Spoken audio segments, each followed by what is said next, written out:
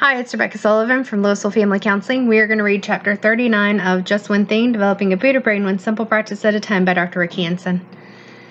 Chapter 39 is called Put Out Fires. In your heart, right now, you know if there are any vital matters that you're not dealing with, a harm or a threat that's not being addressed, or a major lost opportunity. These are real alarms, and you need to listen to them. For example, there could be unpaid bills on the verge of harming your credit score, a teenage daughter who's increasingly disrespectful and defiant, or caught in the undertow of depressed mood. Month after month without much exercise, a marriage that's unraveling thread by thread, abuse of alcohol or drugs, a coworker who keeps undermining you, chronic overeating, or a nagging sense that there's something wrong with your health. Quickly or slowly, fires like these will singe a life and sometimes burn it to the ground.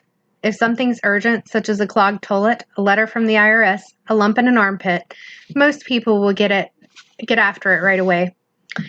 But what if it's important but not urgent, an issue or a goal that you can always put off dealing with for one more day? It's easy to let these fires smolder, but in the end, they're the ones that usually cost you the most. You still know they're out there. They cast a shadow you can feel in your gut, and eventually their consequences always come home.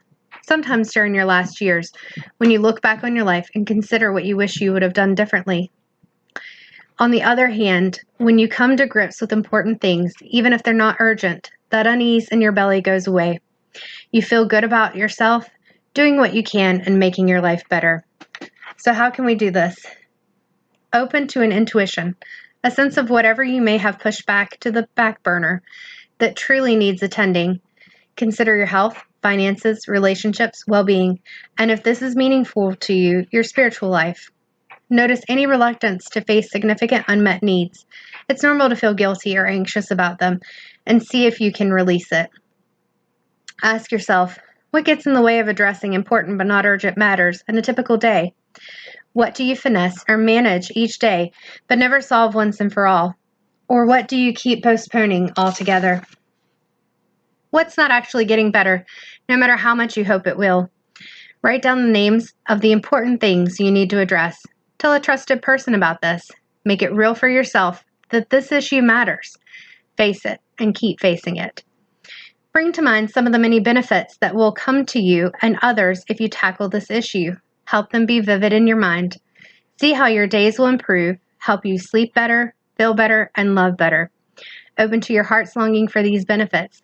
Let these benefits call you, drawing you in like honey to a bee. Also, bring to mind the short and long-term cost to you and others of this issue continuing to smolder away. Be honest with yourself, willing to feel guilt, remorse, or shame in order to do the so honorable, so hard thing of looking squarely at these costs. Feeling the benefits and feeling the cost. Make a choice. Are you going to put out this fire or wait another day?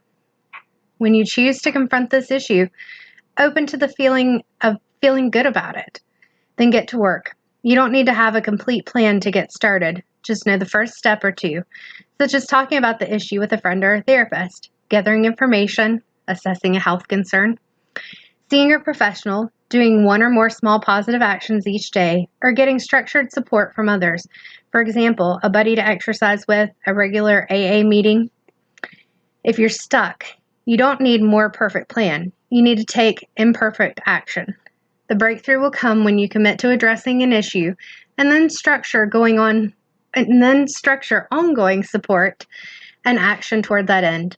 If you find yourself procrastinating or getting bogged down, imagine that you are looking back on your life as you near its end. From that perspective, what will you be glad that you did today?